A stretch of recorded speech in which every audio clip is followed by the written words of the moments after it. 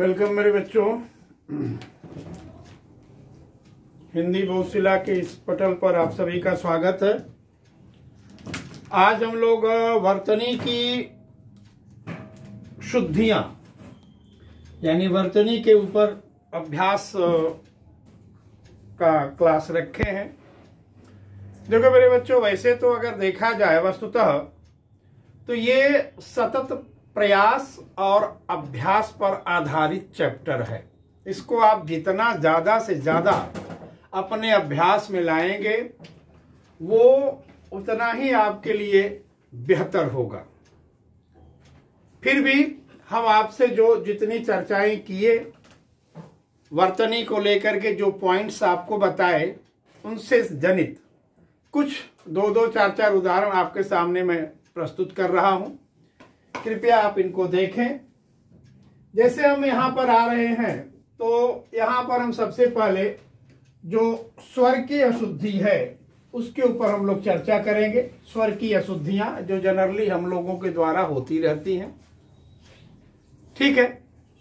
ऐसी स्थिति में कुछ अभ्यास यहाँ हम आपको दे रहे हैं। जैसे मान लो कि यहाँ पर लिखा हुआ श्रीलंका भारत के अधीन था। श्रीलंका भारत के अधीन था। अब यहां पर अगर आपसे हम प्रश्न करें कि इस वाक्य में त्रुटि क्या है, क्या इसमें त्रुटि आपको दिख रही है? इसमें पहले अभिषेक जी बताएंगे। जरा बताइए आप, इस वाक्य में आपको क्या त्रुटि दिख रही है? जो अधीन शब्द है वही गलत लग रहा है, अधीन होगा। Very good. ये क्या होगा? अधीन। चलिए, कालिदास संस्कृत के महान विद्वान थे। कालिदास संस्कृत के महान विद्वान थे। इसमें आपको, क्योंकि ध्यान आपको केवल कहां देना है? स्वरों, स्वर की शुद्धि। केवल आपको स्वर के ऊपर ध्यान केंद्रित करना है। सभी वाक्यों में स्वर की ही त्रुटियां आपको दिखाई पड़ेंगी। तो अब यहां पर अगर मैं सवाल करूं, कालिदास संस्कृत के महान कवि थे, तो इसमें क्या गलत है बताइए? काली होना चाहिए था, छोटा ही है। कालिदास होना चाहिए था। बस वही कालिदास इसमें है सर। होना क्या चाहिए था? किसको आप ये वो कर रहे हैं? सर जो कालिदास शब्द है उसमें काली बड़ा ही है, छोटी ही होनी चाहिए थी। Yes, nice. क्योंकि कालिदास है, कालिदास नहीं। और हम लोग हमेशा किसका उच्चारण करते हैं? कालिदास का। और जबकि है क्या? कालिदास। तो अगर हम यहाँ कालिदास की जगह हम कालिदास कर दें तो हमारा ये वाक्य अपने जगह क्या हो जाएगा? सही हो जाएगा। ठीक है। तो अब ऐसी स्थिति में जबकि हम लोग देखें तो अपने व्यवहारिक भाषा में जब प्रयोग करते हैं तो कभी भी आप लोग देखे होंगे कि हम कालिदास नहीं बोलते। जनरली लोगों का सुनोगे या खुद भी बोलोगे तो कालिदास बोलोगे।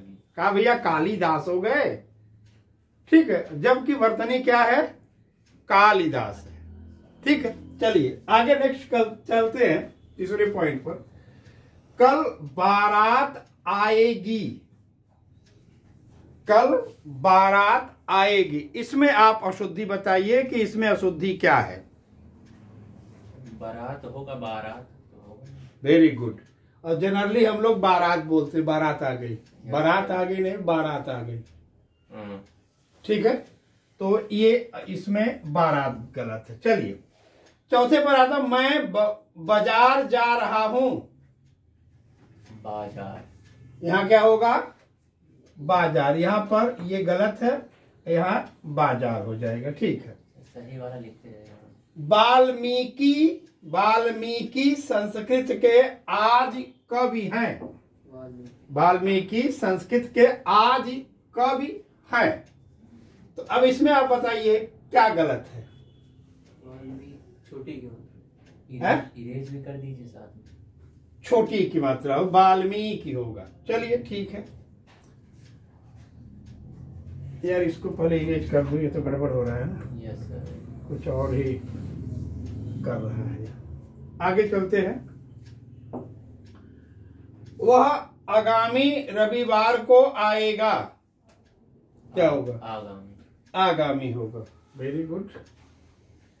उसका शरीर निरोग है। इसमें क्या गलत है? निरोग शरीर की संधि में भी हम लोग साथ पढ़े। बड़ा उसका शरीर निरोग है। निरोग है। बड़ा ही भाई हम लोग निरोग ही बोलते हैं। हाँ। कभी किसी को हम निरोग बोलते तो सुने नहीं। हाँ। और बड़े बड़े पत्रिकाओं में भी आप देखेंगे तो निरोग धाम लिखा हुआ है ना, जहां छोटी एक ही मात्रा है। लेकिन हकीकत में देखा जाए तो यहां पर ये जो निरोग है ये अपने आप में गलत है। अब जरा साहिल जी आप बताइए कि किस दृष्टि से ये गलत है, हमको जरा इसका कारण बताइए। सर संधि जो हाँ। होती है सर, निह धन रोग वेरी है। गुड। तो सर उसमें जो लघु होता है वो दीर्घ में बदल जाता है, और जो इसके बीच में वो रहता है विसर्ग होता है वो लोप हो जाता है। तो इसका संधि विच्छेद क्या होगा? निधन रोग होगा। निधन रोग। रोग। Very good. यानी आपको याद है अभी तो जब हम निह प्लस रोग करते हैं, ठीक है ना, निह प्लस रोग की अगर स्थिति हम बनाते हैं यहां पर तो क्या करता है? ह्रस्व विसर्ग प्लस रेफ बराबर विसर्ग का लोप और ह्रस्व का दीर्घ होना, ये वाला नियम लागू होगा। तो इसको जब आप तोड़े हैं तो तोड़ने पर आपने देखा होगा कि यह आएगा नि प्लस रोग, यही आया था ना जी। नि प्लस रोग। तो ह्रस्व इकार प्लस रेफ यही हुआ था। तो यहां पर जो छोटी ई पर विसर्ग है और इसके बाद र आ गया है तो हम विसर्ग का लोप कर देते हैं और छोटी ई को बड़ी ई कर देते हैं और क्या हो जाएगा? ये निरोग। तो वास्तव में इसकी जो वर्तनी है वो क्या है? निरोग है, निरोग नहीं। ठीक है, आगे चलते हैं। दिवाली महत्वपूर्ण पर्व है। दिवाली महत्वपूर्ण पर्व है, ये बताइए। महत्वपूर्ण होगा। अब हमको पता नहीं सर, महत्वपूर्ण सही है। दिवाली महत्वपूर्ण पर्व है, इसमें क्या आपको अशुद्ध लग रहा है? इसको आप बताइए। दिवाली है? मेरे साथ दिवाली होगा। काहे? तो क्या होगा यहाँ पर? बड़ी दी। बड़ी ई। ठीक है, दिवाली नहीं है, दीवाली है। क्योंकि दीपावली में बड़ी दी होती है। दीवाली है। ठीक है, ये इसमें गलत है। जहाज तूफान में घिर गया। तूफान में है? हाँ, तो बड़ा हुआ जाएगा। जहाज तूफान में घिर गया। बड़ा हुआ। यस, ये तूफान नहीं होगा, तूफान होगा। ठीक है, तो इस प्रकार से मेरे बच्चों हम लोगों ने इसका देखा। आगे चलते हैं। आगे हम आपके सामने ला रहे हैं व्यंजन की अशुद्धियां। एक एक दो दो चार चार हम आपके सामने रख रहे हैं ताकि आप उसका अभ्यास आगे अपना संग्रह आप लोग कर सके और उसका अभ्यास कर सके। देखिए अब यहाँ तो साफ साफ आपको समझ में आ जाएगा कि भाई ये ट है, होना चाहिए ठ, झूठ होना चाहिए। ठीक है, प्रातः प्राणायाम करो, ये क्या हो जाएगा? प्राणायाम हो जाएगा, ये वाला न हो जाएगा। चलिए आते। ठीक है, विश्वामित्र तपस्वी थे। सीटी वाला सा। है? सीटी वाला सा हो जाएगा। यस, यहाँ पर ये वाला हो जाएगा, विश्वामित्र तपस्वी थे। वह धुरंधर विद्वान है। धुरंधर, यहाँ पर ध हो जाएंगे। चलिए ठीक है। मोहन सीधा साधा आदमी है। सादा है? सीधा के जो साधा है वो सादा होगा मेरे साथ। सादा हो जाएगा। चलिए, सीधा सादा आदमी है। मजदूरों का शोषण हुआ। षटकोण वाला सा, दूसरा सा जो होगा, इरेज कर। मजदूरों का शोषण हुआ। सर जो दूसरा सा है वो षटकोण वाला है। षटकोण हो जाएगा, ये वाला स हो जाएगा। ठीक है। विकास की गति धीमी है। बा की जगह वाह। Very good. विकास हुआ, ये वी हो जाएगा। चलिए, अकबर का शासन काल अच्छा था। शासन में सर मिस्टेक। किसमें? शासन में कौन सा सा होना चाहिए? दूसरा वाला सा जो सर नॉर्मल हुआ सा नॉर्मल। सा सर होता है। इसको दंती स कहते हैं। आप लोगों को मैं पढ़ाया हूं, तालव्य स, मूर्धन्य स, दंत स। तो ये दंत स है। ठीक है। तो इस तरह से छोटे छोटे हम बिंदुओं पर अगर ध्यान देंगे तो हम व्यंजन की भी अशुद्धियों को पकड़ सकते हैं। 100-200 अभ्यास आप इनका भी कर लीजिए। आगे चलते हैं, शब्द निर्माण की बात करते हैं। किसकी बात करते हैं? शब्द निर्माण की अशुद्धियां कैसे होती हैं। अब देखो यहां पर आता है आपका कि बंगला, असामी, इरेज कर दूं पहले मैं ना। बंगला, असामी प्रादेशिक भाषाएं हैं। इनमें क्या गलत है? प्रादेशिक। इसमें बड़ा प्रा। काहे बदे यार? काहे? उसका कोई रीजन है या ऐसे ही आप अंदाजे मार रहे हैं? जैसे सर उद्योग का औद्योगिक हो जाता है। भाई काहे बदे हो जाता है ये तो बताइए आप। उसका रीजन बताइए।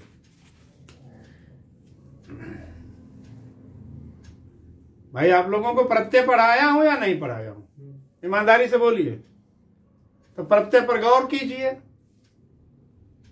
क्यों हो जाता है? प्रादेशिक की जगह प्रादेशिक क्यों करूं? प्रदेश में का प्रत्यय जोड़ा गया, एक प्रत्यय जोड़ा गया है। हाँ, वेरी गुड, अब याद आ रहा है।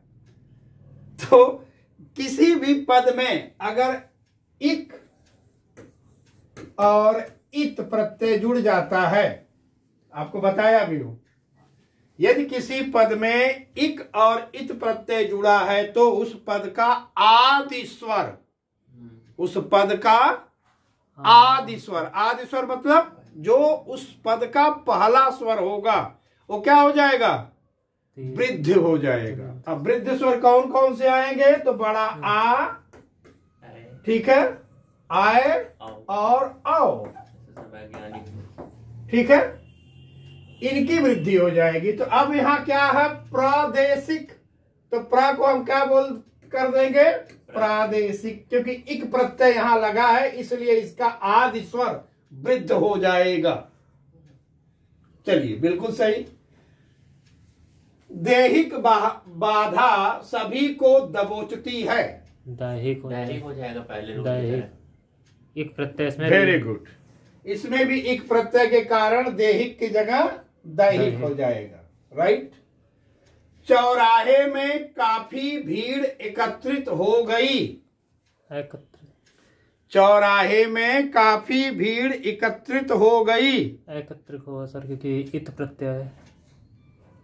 अब हमको पता नहीं। यस सर, इत वो एकत्रित है, वहां पे इत प्रत्यय। अब देखना है यहाँ कि एकत्रित सही है कि एकत्र सही है, ये आप लोग ध्यान से करके हमें बताइए। एकत्र सही होगा। यस, राइट, एकत्र सही। तो एकत्रित क्यों नहीं सही होगा? क्योंकि इसमें लगा पद अपने, अरे इसमें लगा प्रत्यय अपने पद का सही निर्माण नहीं कर रहा है। चलिए, ठीक है। राधा कृषांगिनी बाला है। राधा कृषांगिनी बाला है। इसमें क्या गलत होगा, इसे आप लोग बताइए। राधा कृषांगिनी बाला है। या तो कृषांगिनी यूज होगा या तो बाला यूज होगा सर, मेरे हिसाब से दोनों नहीं। अब उसको आप बताइए, कृषांगिनी यहां पर सही रहेगा कि कृषांगी सही रहेगा? क्या सही रहेगा? कृषांगी। यस, कृषांगी सही है। कृषांगिनी इसलिए सही नहीं है कि राधा कृषांगिनी वाला है, कृषांगी विशेषण बन जाएगा राधा का। और यहाँ पर कृषांगिनी नाउन हो रहा है, नाउन बना दे रहा है, अतः यहाँ पर ये शब्द, यह पद भी यहाँ लागू नहीं है। चलिए ठीक है, बहुत सुंदर। वह एक लब्ध प्रतिष्ठित नेता है। वह एक लब्ध प्रतिष्ठित नेता है, इस पर बताइए आप। वह एक लब्ध प्रतिष्ठित नेता है। लब्ध और प्रतिष्ठित सेम लग रहा है मुझे। हैं? लब्ध का मतलब नहीं पता। अब हमें पता नहीं, आप बताइए। पहले तो एक हटा दीजिए। हाँ। और जो लब्ध प्रतिष्ठित अलग अलग है उनका सिरोरेखा एक कर दीजिए, लब्ध प्रतिष्ठित हो जाएंगे, क्योंकि यह एक ही पद है, सिरोरेखा से तोड़ा गया। आगे चलते हैं। इस जगह की ऐतिहासिकता संदिग्ध है। ऐतिहासिकता, वेरी गुड, क्योंकि यहाँ पर भी एक प्रत्यय लगा है, इकता लग गया, इसलिए इतिहास ऐतिहास हो जाएगा, ऐतिहासिकता। चलिए, पाकिस्तान में जनतांत्रिक शासन नहीं है। तांत्रिक होगा। चलिए, वेरी गुड, ये भी हो गया तांत्रिक में। वाक्य की पुनर्रचना करें। वाक्य की पुनर्रचना करें। अभी बैठिए, आप बैठिए, अभी जाइए मत, बैठिए। आए तुम्हारी क्लास का है तो अब यहाँ पर आप बताइए मित्र कि यहाँ पर क्या होना चाहिए। वाक्य की पुनर्रचना कीजिए।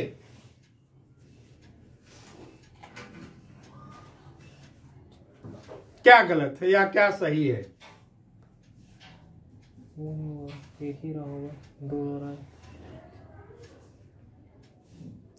ओम आप बताइए यहाँ क्या गलत है इसमें? एक ही रहा होगा, एक रहा हट जाएगा, हर एक रहेगा, सिर्फ एक रहेगा।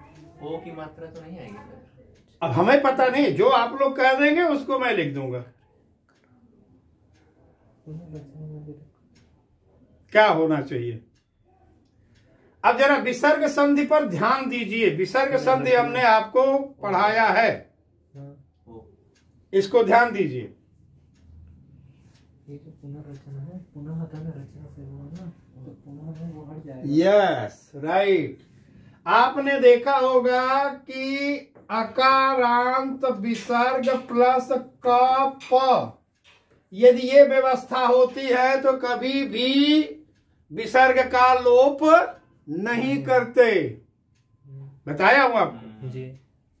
तो यहाँ जो पुनः रचना है, पुनर्रचना है, यहाँ हो जाएगी पुनः रचना। र की स्थिति बना देगा यहाँ पर। जैसे अंतः कारण में संधि नहीं हो सकती, अधः पतन इसमें संधि नहीं हो सकती, पुनः रचना इसमें संधि नहीं हो सकती। और अगर संधि कर रहे हैं तो विसर्ग का र बनेगा।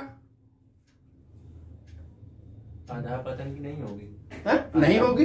अधो पतन नहीं लिखेंगे ना, अधोलिखित तो लिखते हैं। अधोलिखित आप लिख सकते हैं। अच्छा, वो का और वाला ल की स्थिति आ रही है, कि प की स्थिति आ रही है। ठीक है, तो इस तरह से संधियों पर ध्यान दो। देखो, हम इसी तरह से आप लोगों को सब मिला करके 14 पॉइंट बताए थे कि बेटा 14 पॉइंट से त्रुटियां आती हैं। अभी 14 पॉइंट आप लोगों को खूब रगड़ रगड़ के पढ़ाया हूं, अतः आप उन पर ध्यान दीजिए। ठीक है, अब अगला अभ्यास हम आपको दे रहे हैं शब्द चयन की अशुद्धियां। शब्द चयन की अशुद्धियां, इसी को हम औचित्य दोष के नाम से भी जानते हैं। किसके नाम से जानते हैं? औचित्य दोष, इसके नाम से भी इसे जानते हैं। जो शब्द का चयन है, अगर वो चयन अपने संदर्भित अर्थ के साथ वाक्य में रिजिट नहीं है, पेटेंट शब्द को हटा रहे हैं, वहां दूसरे शब्द को लगा रहे हैं, ठीक है, तो आपके जो शब्द चयन है वो अशुद्ध माना जाएगा, यानी उस शब्द का औचित्य जो है वो गलत हो जाएगा। तो इससे संबंधित कुछ आपके सामने हम रखे हैं, इन्हें आप बताओ। सेनाओं में द्वंद्व शुरू हो गया। द्वंद्व नहीं होगा, क्या होगा? युद्ध होगा, क्योंकि सेनाओं के बीच वेरी गुड। द्वंद्व की जगह युद्ध होगा। पहलवानों में युद्ध होने लगा। यहाँ पे भी युद्ध नहीं होगा, यहाँ द्वंद्व होगा। यहाँ द्वंद्व होगा। वेरी गुड, द्वंद्व हो गया। चलिए, दो भाइयों में युद्ध हो गया। दो भाइयों में युद्ध हो गया, यहाँ क्या होगा?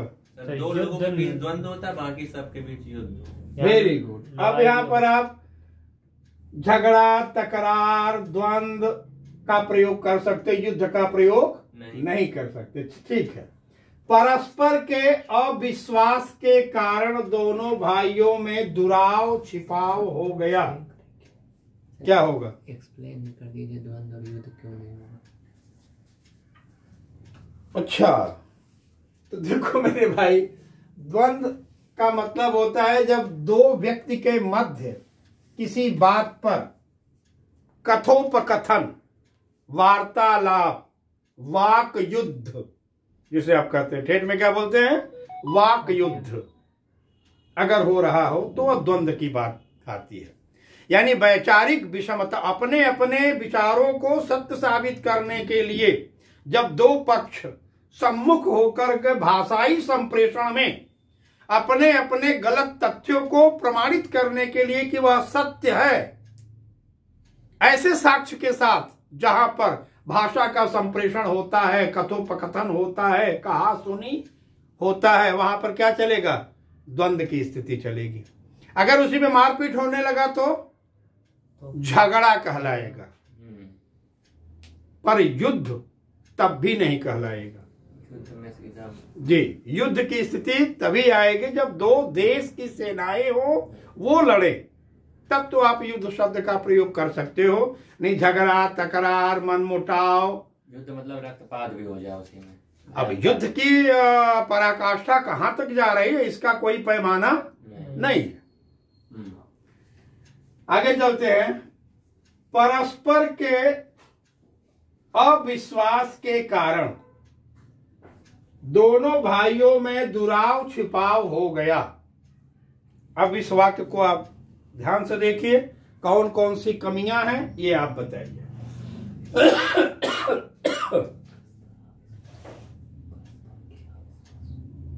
परस्पर के बाद जो के लगा है वो शायद नहीं होना चाहिए।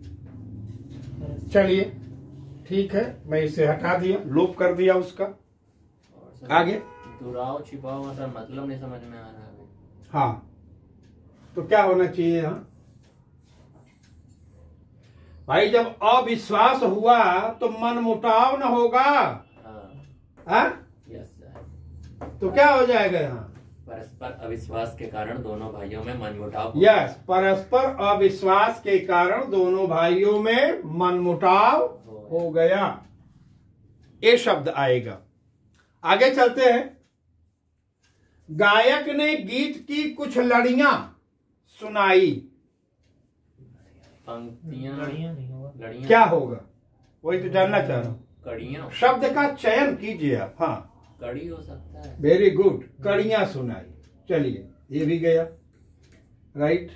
माले की कड़ियां टूटकर बिखर गईं। कड़ियां नहीं, यहाँ लड़ियां होगा। यहाँ क्या होगा? लड़ियां। यहाँ लड़ियां होगा। Very good. कड़ियां यहाँ होगा और लड़ियां यहाँ हो जाएगा। नाइस। टिड्डियों के झुंड ने फसल नष्ट कर दी। टिड्डियों के झुंड ने फसल नष्ट कर दी। झुंड का कोई यूज है नहीं। तो क्या होना चाहिए? नॉर्मल टिड्डियों ने फसल नष्ट कर दी। झुंड का यहाँ पर उपयोग नहीं होगा, यहाँ दल का उपयोग होगा। टिड्डी दल होता है, याद रखिए, टिड्डी दल होता है, टिड्डी झुंड नहीं होता। ये सही। ठीक है, उस पर गौर कीजिए। आगे, अच्छे काम में अनेक संकट आते हैं। अनेकों होगा क्या सर? इरेज कर लिया। इरेज कर रहा हूं मैं। अच्छे काम में अनेक संकट आते हैं, इसका आप लोग शब्द चयन कीजिए।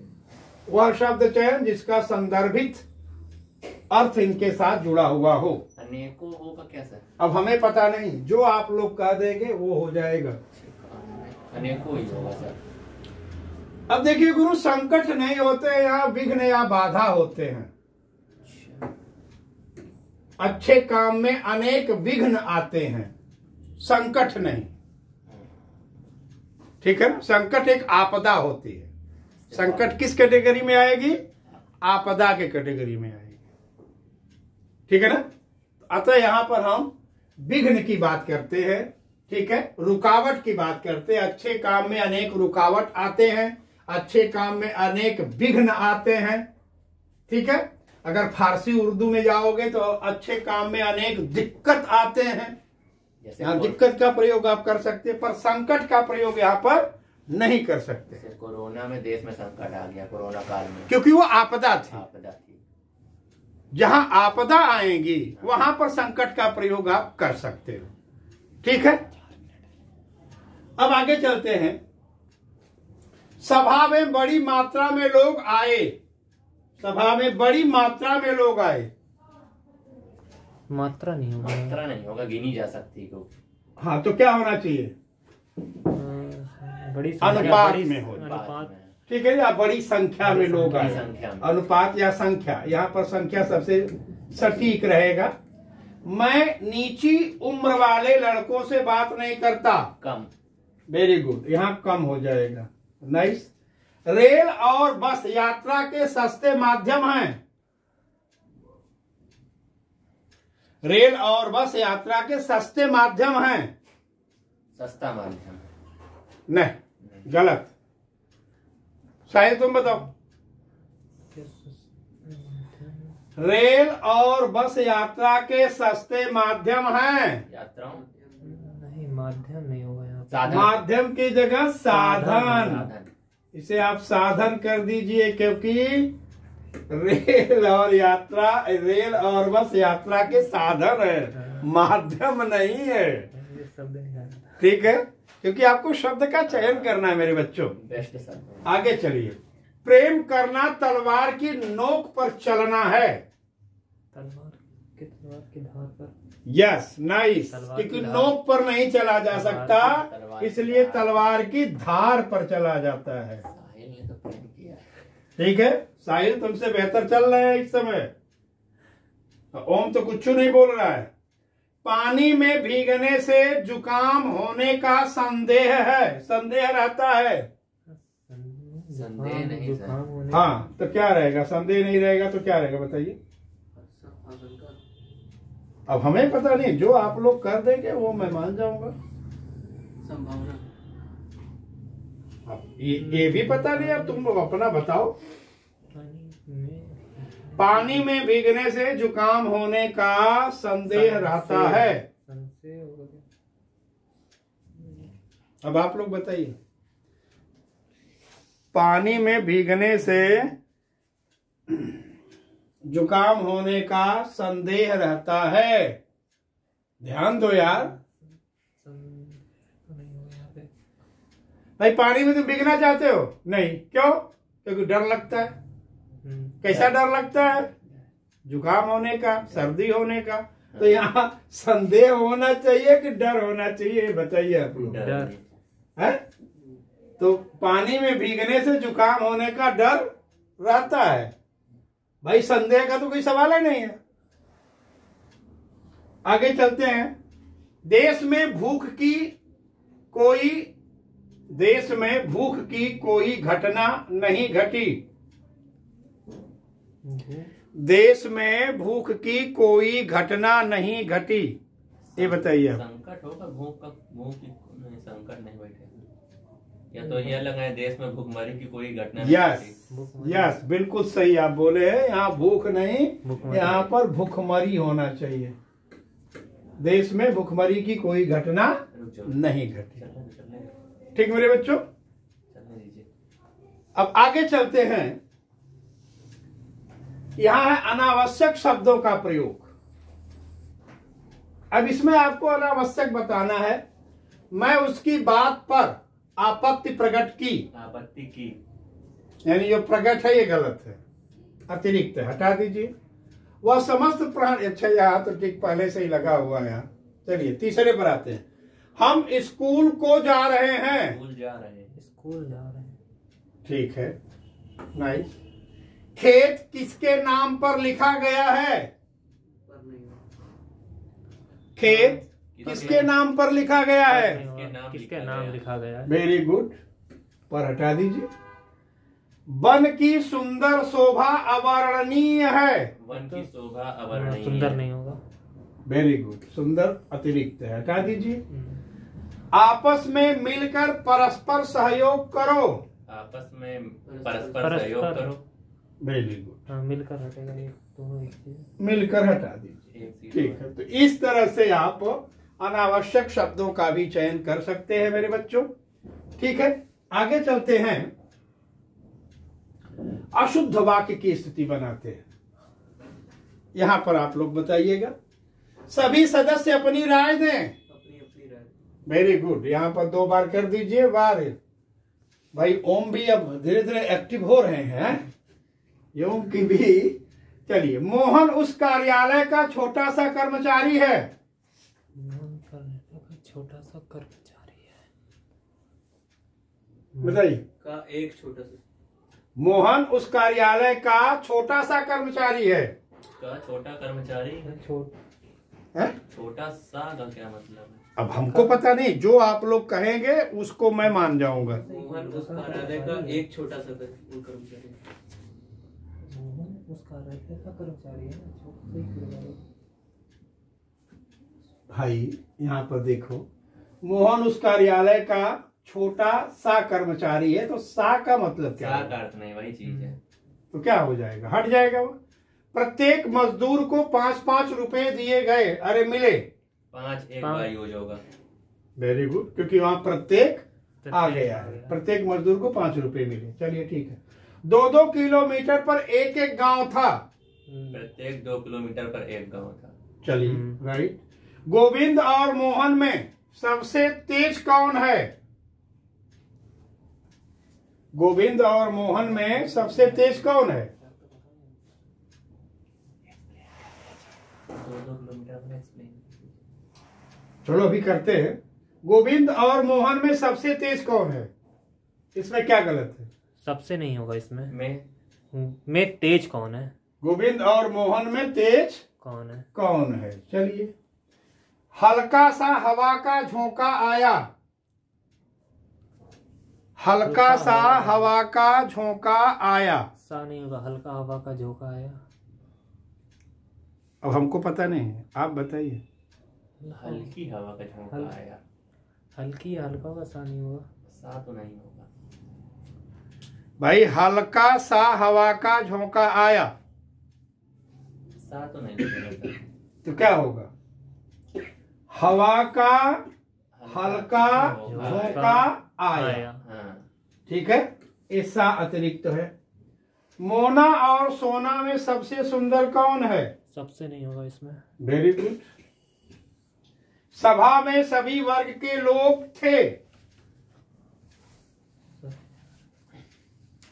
सभा में सभी वर्ग के लोग थे।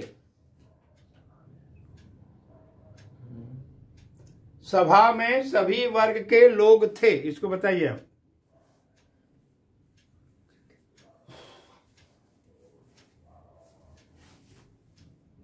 सभी वर्गों। Yes, nice, wow.